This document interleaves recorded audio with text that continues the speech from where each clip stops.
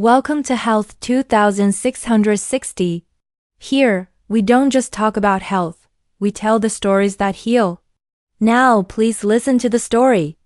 I always prided myself on my composure. In a world that often felt like a runaway train, I was the steadfast conductor, firmly gripping the controls, never allowing the slightest deviation from the planned route. My colleagues admired my ability to remain level-headed during crises. My friends sought my advice, knowing I wouldn't be swayed by emotional turbulence. My family, well, they saw me as the rock, the unwavering anchor in their sometimes stormy seas. I believed it too. I was calm. I was in control. Emotions? They were for the less disciplined. I saw them as messy, unpredictable things, best kept locked away, neatly categorized, and rarely, if ever, acknowledged. Anger was unproductive. Sadness was debilitating. Joy was fleeting and frankly a little embarrassing. Fear was, of course, completely unacceptable. So I became a master of emotional suppression. A virtuoso of the internal censor. Years passed in this manner. I navigated life's challenges with a serene smile and a calm demeanor. I excelled in my career, maintained a wide circle of acquaintances, and even managed to convince myself that I was genuinely happy. Of course, there were glitches. Minor inconveniences, really. A persistent stomach ache that doctors dismissed as irritable bowel syndrome. Insomnia that I attributed to stress from work and treated with over-the-counter sleep aids. A racing heart that occasionally flared up during particularly demanding presentations, which I simply chalked up to nerves and controlled with deep, measured breaths. These were, I assured myself, simply the unavoidable side effects of a demanding life. Nothing more. I consulted specialists, underwent a battery of tests, blood work, scans, even a colonoscopy. All came back negative. "You're perfectly healthy," they declared, handing me prescriptions for antacids and mild sedatives. "Perhaps you're just imagining things." Imagining things? Me? The very idea was preposterous. I, the bastion of rationality, imagining things? No, there had to be a logical explanation. So, I sought alternative therapies, acupuncture, chiropractic, herbal remedies. Each offered temporary relief, a brief respite from the discomfort, but nothing truly resolved the underlying issue. The symptoms persisted, a nagging undercurrent beneath the surface of my carefully constructed composure. They grew subtly, almost imperceptibly, like insidious weeds in a meticulously manicured garden. The stomach aches became more frequent, more intense. The insomnia stretched into weeks, then months, of restless nights spent staring at the ceiling, my mind racing with anxieties I couldn't quite articulate. The racing heart became a constant companion, a persistent drumbeat of unease that threatened to drown out all other sounds. And then there were the panic attacks. These were new, terrifying experiences. Sudden surges of fear, accompanied by shortness of breath, dizziness, and a crushing sensation in my chest. I would find myself gasping for air, convinced that I was having a heart attack, only to have the paramedics tell me that my vital signs were normal. "It's just anxiety," they would say, their voices tinged with a mixture of concern and dismissal. "You need to learn to relax." Relax. Easier said than done. My life, my carefully constructed world, was beginning to crumble. The facade of calm was cracking, revealing the turbulent sea of suppressed emotions beneath. I started to withdraw from social activities. The effort required to maintain my composure became too exhausting. I canceled meetings at work, feigning illness. I avoided phone calls from friends and family. I became a recluse, trapped within the confines of my own body, a prisoner of my own emotions. It was during this period of isolation that I finally stumbled upon the truth. It came in the form of a recommendation from a colleague, a quiet, empathetic woman who had noticed my distress. "Have you ever considered therapy?" she asked gently, her eyes filled with genuine concern. I know a wonderful therapist who specializes in mind-body connection. Mind-body connection. The phrase resonated with me.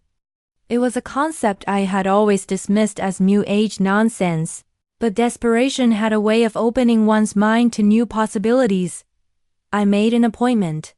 Dr. Anya Sharma was a warm, compassionate woman with a gentle demeanor. She listened patiently as I recounted my symptoms, my medical history, my failed attempts at finding relief. She didn't offer quick fixes or easy answers. Instead, she asked questions. Probing questions that forced me to confront uncomfortable truths about myself. Tell me about your emotions. She said during our first session. I hesitated. I don't really experience emotions, I stammered, feeling foolish even as the words left my mouth. Everyone experiences emotions, she replied softly. It's part of being human.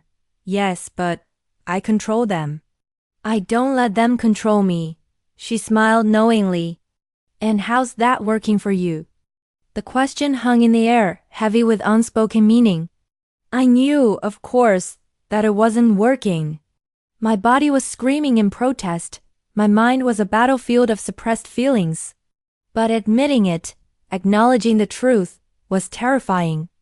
Over the next few weeks, Dr. Sharma guided me through a process of self-discovery.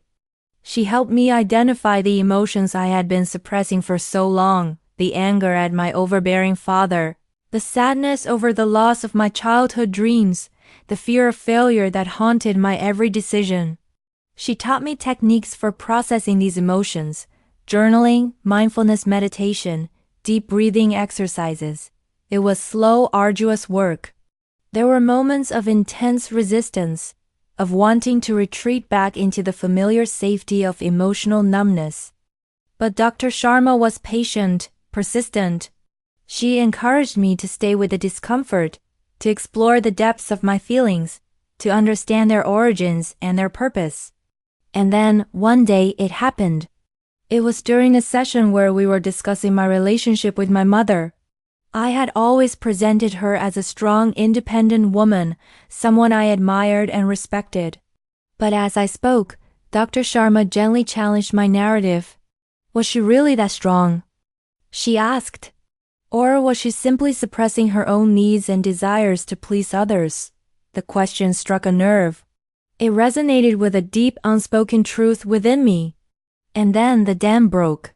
Years of pent-up emotions came flooding to the surface. I sobbed uncontrollably, tears streaming down my face. I felt a pain so profound, so overwhelming, that I thought I would shatter into a million pieces. Dr. Sharma simply sat beside me, offering a comforting presence, allowing me to feel whatever I needed to feel. It lasted for what felt like an eternity. And then, slowly, gradually, the storm subsided, the sobbing quieted, the pain began to recede. I felt drained, exhausted, but also lighter. A weight had been lifted. A burden had been released. In the weeks that followed, I continued to work with Dr. Sharma, delving deeper into my emotional landscape. I began to practice the techniques she had taught me, journaling, meditating, speaking honestly about my feelings. It wasn't easy. There were still moments of resistance, of wanting to revert to my old ways. But I persisted, driven by a newfound understanding of the importance of emotional honesty. And as I did, something remarkable began to happen. My physical symptoms started to fade. The stomach aches became less frequent, less intense. The insomnia began to dissipate. The racing heart slowed to a normal rhythm. The panic attacks vanished completely. I was healing. Not from a physical ailment, but from an emotional one. From years of suppressing my feelings, of denying my true self.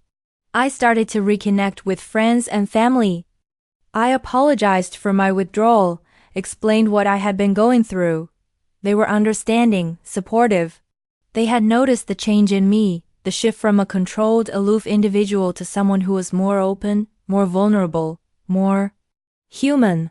I returned to work, feeling more energized, more engaged than I had in years.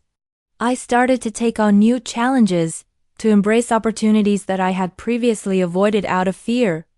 I even started to pursue some of my long-abandoned dreams. I learned that emotions were not the enemy. They were not messy, unpredictable things to be feared and suppressed. They were valuable sources of information, guiding me towards my true needs and desires. They were the compass that pointed me towards a more authentic, more fulfilling life.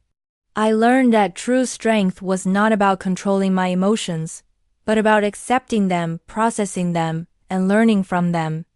It was about allowing myself to feel the full spectrum of human experience, even the uncomfortable ones.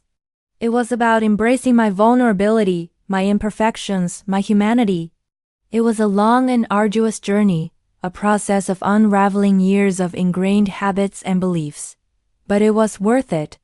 I am now a different person than I was before. I am still calm, still composed. But my composure is no longer a facade, a mask to hide my true feelings. It is a genuine expression of inner peace, a reflection of my acceptance of myself, flaws and all. My so-called peace was a self-imposed prison, a gilded cage built on fear and control. True peace isn't about control, it's about acceptance. Accepting the good, the bad, and the ugly. Accepting the joy, the sorrow, and the anger. Accepting the light and the darkness within myself and within the world.